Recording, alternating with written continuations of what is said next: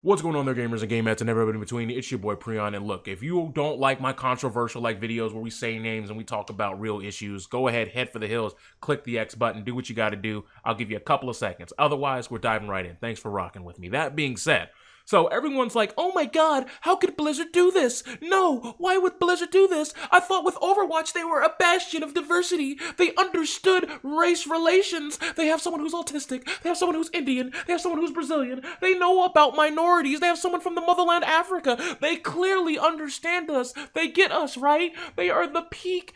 Look, I've made videos in the past saying you don't know these YouTubers. You don't know what goes on just because you watch them in a 16:9 box or a 21:9 box or in the rare cases a 4:3 box. You don't know these people. You don't have the intimate details of their life. You don't have their backstory. You don't know if they're being scummy. I mean, you could look at the Boogie situation and you could have found that out. But anywho, that being said, let's bring it back. Let's reel it in and talk about the subject at hand. So remember, for like the past 2.5 years, ever since Overwatch dropped, we've heard all these people saying, yes, a game that gets us. Yes, a company that knows. They understand us. They don't respect you. I got to tell you right now, I'm getting tired of these companies out here playing, oh, I don't know. Well, what do y'all call it here on Twitter? Y'all have a specific phrase for it. I believe it's called, virtue signaling, where they're like, yeah, man, it's all about minorities and it's all about representation. And it's all about all those good things. And then when it's time to put up and shut up and nut up, all of a sudden they're absent. All of a sudden they're like, I don't know what those things are. What are virtues? I don't have those, because the almighty dollar means infinitely more to them than any of your individual feelings. Now you may be saying, where is this all coming from? So Blizzard decides to give a 1-year ban to Blitzchung. Now you may not know who Blitzchung is. He's a top-ranked Hearthstone player. He's, our Hearthstone is obviously an IP underneath the Blizzard banner. And what did he get suspended for a year? Well, how about this? He decided to voice support for Hong Kong. A guy that is a Hong Kong player. So he lives that stuff.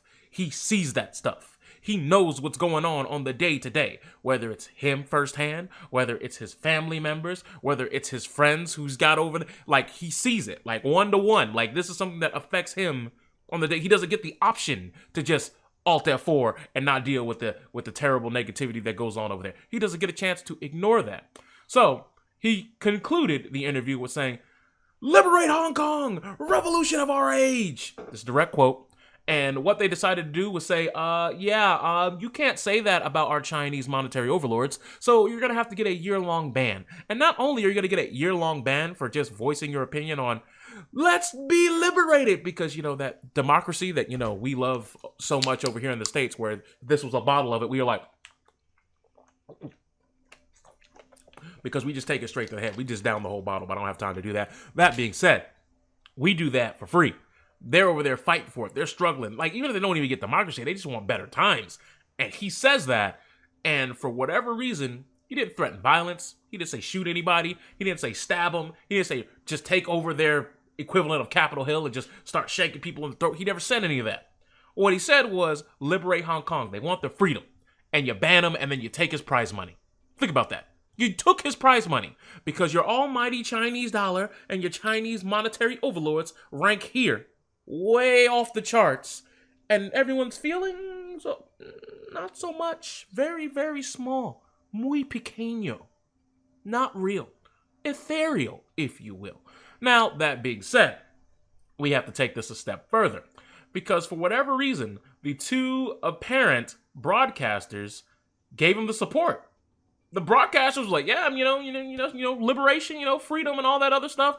But I don't see them getting like super suspended. Just the player who decided to voice that. And as you know, Hong Kong has been under this condition of civil unrest for several months now. I want to say it's like at least 4 months, at least. And millions of people have marched to demand their sovereignty from the mainland China. They want to protest increasingly poor socioeconomic conditions, all that stuff. That's what they want to do. That is what they want to do. But will they get that opportunity? Probably not. Why? Because, like I said, Chinese, it's a big government. That's a big mass of people. Biggest population country. Well, maybe India's past them, but, those two are neck and neck. That being said, it's crazy out there, and Blizzard is going to decide to ban them. And I need y'all to understand this. When I say these companies don't care about you, the individual, you need to start listening. These companies will see anything as a marketing tool. That's what they pay these marketing ambassadors and these marketing business people for. They can look at that and be like, we could introduce a gay person and gay people will be like, yes, we will buy the game. It drives sales, whether it affects the story or not. Now, I'm not saying that you can't have a character who is gay, who is handled well, and does things authentically by the book, and it doesn't matter. It helps the story. It enhances the character. Those are beautiful moments. They're beautiful. They're spice of life. Good stuff. But you can clearly tell they'll drop a character. They won't say anything about the orientation. But when it's convenient to drive sales, they'll be like, oh, this character's sprinkle some homosex on it. There you go. Boom. Come on there. Give us the homosexual dollar. Or, as we said before, if a company doesn't think it's going to make money, it's not going to happen. You think Disney and Marvel just threw out the Black Panther like, just threw it out there to be like, yeah, let's just see if it does good. No, they knew. They knew exactly how to market that movie. And what happened? We went to go see it. Why? Because that was some good shit. It was quality. I'm not saying that because they see a market and they want to exploit said market, it inherently means it's a bad product or it's a bad thing. What I'm saying is you have to understand at the end of the day, I don't care what the corporations say, it's about the almighty dollar. That's how they do their day-to-day. That's how they go on about their business. I mean, as we saw when it came to Captain Marvel and when it came to Black Panther, you got to understand, they would go out and they would be like, hey, kids, we found this young, impoverished neighborhood that doesn't have enough income to go see our movies, and we bought 15 kids tickets. Or let's inflate the number. We bought 150 kids tickets. Now, these kids are like, obviously in like middle school or younger. So, they're all under the age of 12, which means they probably like what, $5.99 tickets, $6.99 tickets, matinee tickets. But let's just say they're paying full adult price, right? Let's just say they're paying full adult price here, right? So let's just say for the sake of the argument, they're paying $16 plus. Let's just say they're buying their food too. Let's just say they're paying $25 a kid and they're sending 120 people there. Disney, a multi-billion corporation, multi-billion dollar, at most is spending $3,000. That's not even a drop in a bucket. That's like that's like an oxygen atom in the well. Like that, it's not even. It's insignificant. But what does it do? It says, hey, they care about us. They really care. They didn't donate this money to charity. They didn't donate this money to the people who, obviously they're inviting to come see these movies. They're treating them to a 2-hour movie and then, all right, go back to your sad, sad lives. While we look good, make more money off of it. Great job. Because they're going to make more than $3,000 just off people saying, wow, they really did that for our community. They really care about us. No, it's a marketing tool. You know this. That being said, we do need to talk about the flip side of this. So some of you may not know this, but Daryl Morey is the general manager of the Houston Rockets. Now, you may not know anything about basketball at the NBA, but they have a tight hand-in-hand relationship with China. They even have a Chinese ambassador who used to be a Houston Rocket known as Yao Ming. You may have heard of him. Really tall guy, taller than Shaquille O'Neal, beast on the court. He's one of the main attractions when it comes to the NBA and the Chinese, that ecosystem of bring it in. Now, you may be saying, why am I bringing up Daryl Morey? Well, Daryl Morey decided in his infinite wisdom that he was going to get some free clout. He was going to get some cheap pops from the crowd and on Twitter, some likes and some retweets by just voicing his support for, obviously, aforementioned, and I'll say it again, China. He was like, look, guys, I really do think that China may be wrong here. And they are. But I do think Hong Kong deserves its freedom. And once again, nobody should be able to say anything about that.